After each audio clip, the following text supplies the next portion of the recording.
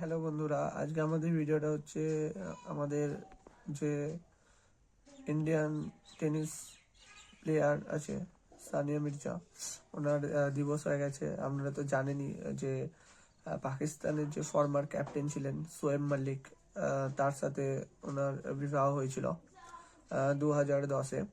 তো এখন ওনাদের মধ্যে দিবস হয়ে গেছে, যেটাকে আরবিতে আমরা খুল্লা বলছি।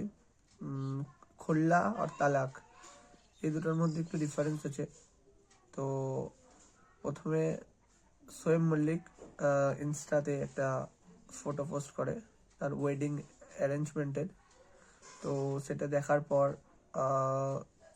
যার সাথে ওনার এখন বিবাহ হচ্ছে তার নাম হচ্ছে সানা, যে হচ্ছে একজন অ্যাক্টরেস পাকিস্তানের। তো আগার আমরা যদি বলি যে শোয়েব মল্লিক দ্বিতীয় বিবাহ কেন করছে, তো এটা আমাদের জানা অবশ্যই দরকার যে শোয়েব মল্লিক এর আগেও একটা বিবাহ করেছেন। সানিয়া মির্জা ওনার সেকেন্ড স্ত্রী ছিলেন। প্রথম স্ত্রী যে ছিল সেটা হচ্ছে আয়েশা, যেটা 2002-এ উনি ওনাকে বিয়ে করেছিলেন। আর তারপরে 2010-এ সানিয়া মির্জা, আর এখন সানা। তো সানিয়া মির্জা আর শোয়েব মল্লিকের একটা ছেলেও আছে। আর এটাতে জানা গেছে যে নিউজ থেকে যে শোয়েব মল্লিক ফ্যামিলির কেউই এই ওয়েডিংয়ে অ্যাটেন্ড করেনি। আর সানিয়া মির্জা এখন চুপচাপই আছেন, উনি কোনো রকমভাবে পোস্ট এখনো করেনি।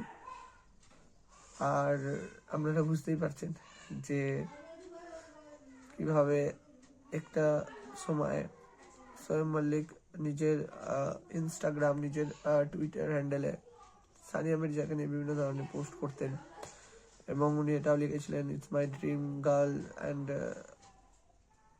আরও অনেক কিছু। তো এখন ধীরে ধীরে পরিস্থিতি বদলে গেছে, এখন উনি এখন নতুন জীবন সঙ্গীকে কাছে নিচ্ছেন এবং সানিয়া মির্জাকে উনি ডিভোর্স দিচ্ছেন। তো এটাই হচ্ছে আজকের একটা গুরুত্বপূর্ণ বিষয়, যে একজন মানুষকে, সে